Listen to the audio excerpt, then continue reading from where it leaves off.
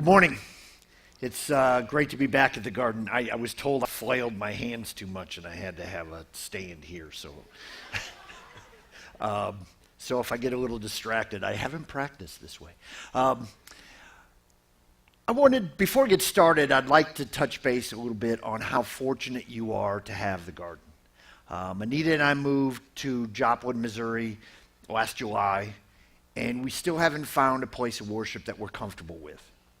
I came to the conclusion I was pretty spoiled here, and my mom this trip said something that was she said, Steve, you're not going to find another garden. I stumbled across the garden somewhere around 2002, and after a couple months I asked if I could help in any way, and it turned out to be one of the best questions I've ever asked. I'm not a big structured religion person, and somebody telling me what I have to think and do, but I noticed something real unique about Linda, and she does this not just up here, she does it in person. It's a faith journey. And the garden is so good because wherever you are, whatever journey you're on, or wherever you are in your journey, the garden just fits. It fits excellent. And this has been a rejuvenation point for me and a place to celebrate throughout the last 13 years. And while I have this opportunity here, I'm going to take advantage and talk about Linda. She has no idea what a mentor and what a steadfast voice and a friend and the effect that she has had on me. And there's not enough time, nor are there enough words to really go into that. So I just want to say thank you, and I love you very much. Thank you.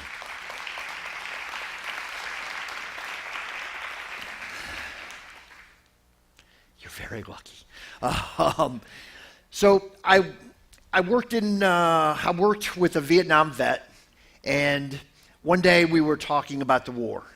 And I asked him if there was a phrase he could use to sum it up. And he got this 1,000-yard stare and said, "Why me?" And I asked him what he meant. And he said, well, one day the squad was dropped at a hot LZ, which is where the helicopter lands has a landing zone that's under enemy fire. And he said that a mortar went off, and the guy on the right and the guy on the left both died. And he looked at me again and said, "Why me?" So that's the premise of what I'd like to discuss today. And I'd like to start with a little survey. How many of you have had a loved one that has died in an accident or an illness or cancer? Is anybody? And how many of you have survived an accident, a serious accident, life-threatening illness, or cancer? Okay. And you noticed I've raised my hand on both occasions. As many of you know, in February of 2007, I was diagnosed with a terminal form of leukemia, and in a year and a half later, a second form of terminal leukemia, and it turned out they were wrong both times. I spoke with...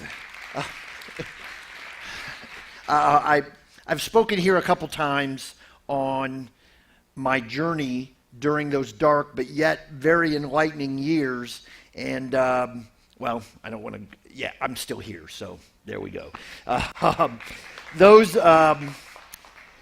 So I'm going to borrow a term from the cancer, since that's my side, is the survivor. And those of you who are survivors, did you ever ask yourself, why me? And I'm not talking about the why was I hit with this terrible thing. I'm talking about why have I survived when others don't. Now, the psychological term may be survivor's guilt, but I don't think that's applicable at all. I don't know many survivors who would really call it guilt. And to me, it has absolutely nothing to do with guilt.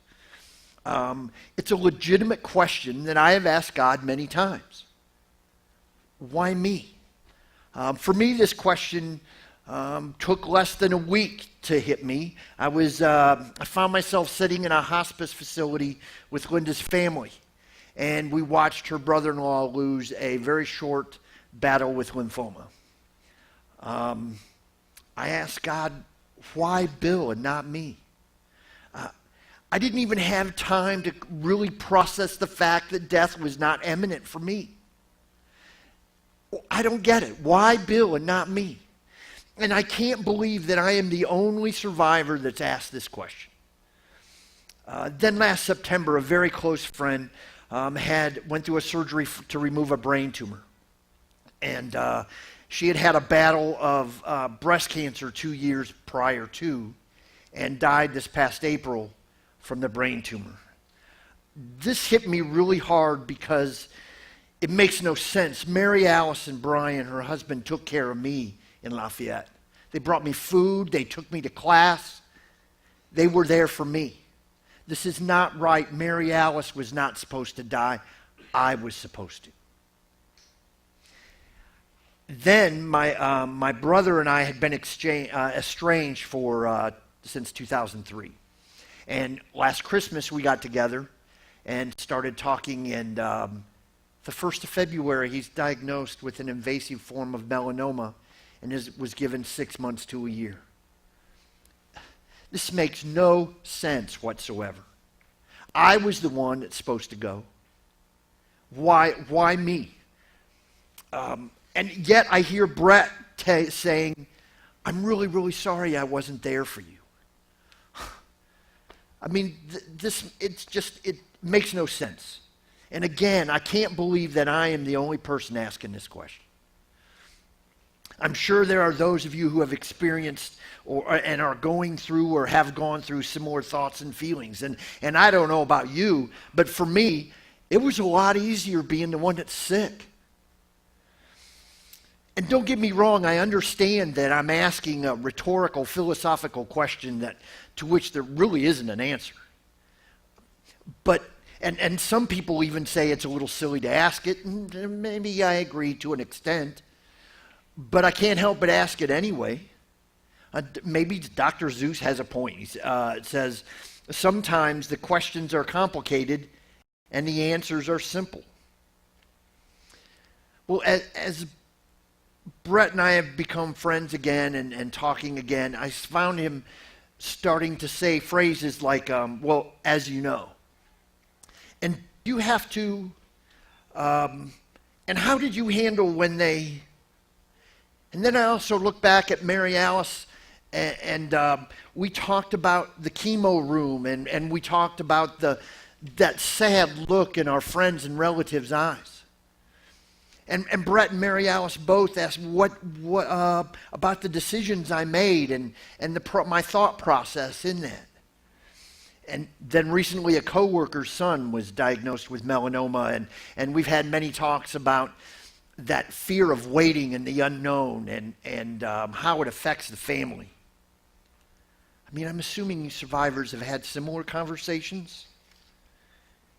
And I wonder if we live so that we can help people who have been what we've been through, who are going through what we've been through. And I don't know about you, but if you think about that, that's pretty overwhelming. I have prayed many times for the right words to come from my heart. And I have thanked God often for living through the leukemia. But I've also asked the same question that's posed here today.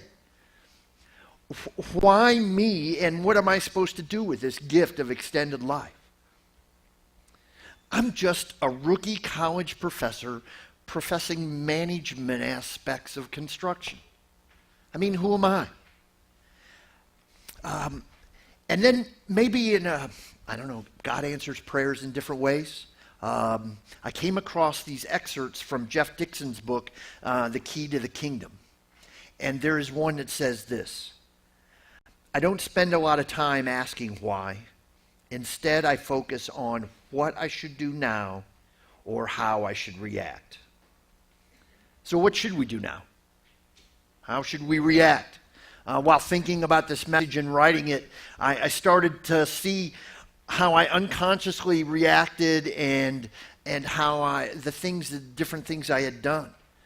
And I also realized that I could notice familiar smiles and familiarness in other people, and the way they approached people, the way they approach life, the way we seem to be attracted to people who've gone through the same things we have, the way we can let others know that we truly understand. We have felt your fear. We have felt your pain. We have seen that hurt in your loved one's eyes. Along that lines, a couple months after I was told I was leukemia-free, I was in a waiting room waiting for some testing. And there was a couple across the room, and they were really distraught. And I asked who had cancer, and it turned out it was, I'm sorry, he couldn't hardly, it was his little sister. And they asked about me, and I gave a brief thing about my survival, and if I felt a little guilty, but I said, can I make a suggestion? And I said, when I was sick, I needed different support from different people. I didn't want people to treat me as though I were sickly and talk to me as though I were sickly all the time. I guess I just really wanted to be normal. And they looked at me rather confused, and then slowly got a look of understanding and nodded their head. And when I was called in, the quote from Douglas Adams, and I love this, it kind of describes my journey. I may not have gone where I intended to go, but I think I've ended up where I needed to be. And I don't know if you're a J.R. Tolkien fan, but in the Fellowship of the Rings, Frodo and Gandalf have this conversation, and it's great. I wish it need not have happened in my lifetime, said Frodo. So do I, said Gandalf, and so do all who have lived to see such times. But that is not for them to decide. All we have to decide is what to do with the time that's given us. So maybe when we ask, why did I survive, maybe we should ask what we're going to do with the time that's given us. Maybe we can live by example. I mean, some little things like allowing somebody to come in, cut into traffic when they're waiting, waving and saying thank you to somebody who lets you change lanes, holding the door for people. Just be an example. It's a couple weeks now, a student came up and told me that I gave him an awful lot of work, and I was a pain in the backside when it came to classroom and attendance. Harder than any other professors he had had, but I was more caring and understanding. I'll take that trade. As survivors, I think we tend to cherish life with a little bit more intensity.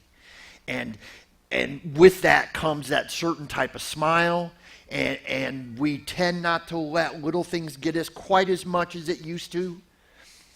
I've talked about living life before here and really grasping it, and Oscar Wilde states this, to live is the rarest thing in the world. Most people exist. That is all. And maybe we can live by example. Maybe that's why we're here, to show how wonderful life is. Because we cannot understand how much we impact other people. You just don't know it most of the time. I had a random student walk up to me in the hall and say, "You always smile, and I wanted to thank you." I didn't even know I smiled much. Had no idea. I guess that I'm not the only one, and there are many of you out there who feel the same way and have seen the same things and experienced the same stuff. So I'd just like to say life is wonderful, and let's keep living it.